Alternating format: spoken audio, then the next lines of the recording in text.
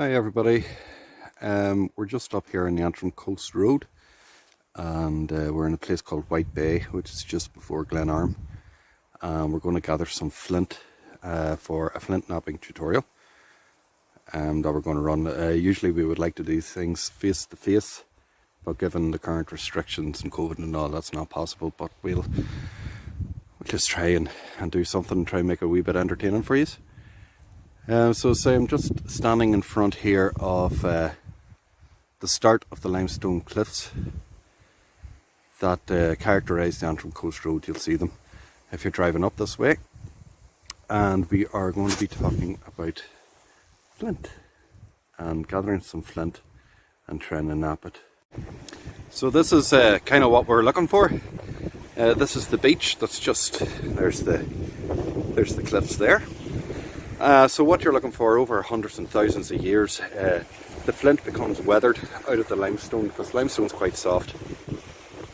And once it becomes weathered, the nodules of flint become loose and they start tumbling down. They end up down here, and sometimes the flint isn't the best quality because it's through that process of tumbling out of the cliff face and being weathered and being washed by the water and all that, it does develop flaws, which we'll talk about later.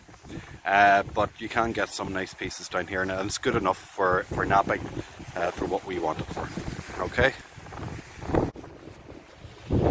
so this is for want of a better word, the section face really. It's where a big piece of ground is broken away due to weathering from the ocean there, you can see. And I just stopped here because it's quite nice to illustrate all these successive collapsing episodes of the cliffs up there. So you can see you've got limestone here, you've got a layer of kind of soil build up, you've got black rock, that's the basalt, you've got more limestone and more soil, and dotted throughout are nodules of flint. There's one there, there's a big one there, but you can see from the looks of it, it doesn't look that good quality. And here's a nice one there, and that kind of glassy sort of appearance, that's what you're looking for. It's got a nice sort of a grey skin on that, and we call that the cortex.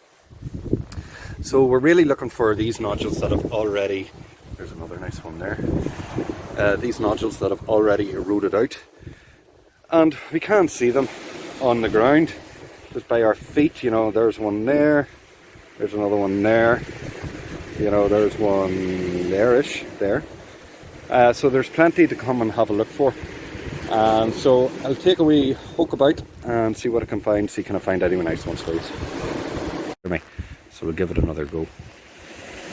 So I've collected, just fiddling around here on the shoreline, I've collected a number of nodules of flint. You know, you can see some are quite excessively big and others are more handheld, and that's really what you're looking for. The flints that we've got here, you can see, are all kind of rounded in shape. What you're really looking for are edges, your angles, and we'll talk a wee bit more of this when we come to actually nap the flint. Excuse me.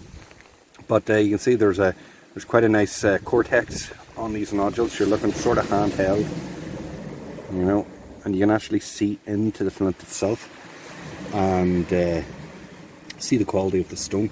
And just there by my thumb, that's a little fossil in flint, and we'll talk about what flint actually is later on. So those are the type of things you're looking for, the kind of rounded, sort of handheld, easy to manage. This big lump here, I'm going to take it with me anyway, because I can break that up into smaller chunks, and that's a good lot of good quality flint, lovely cortex on it.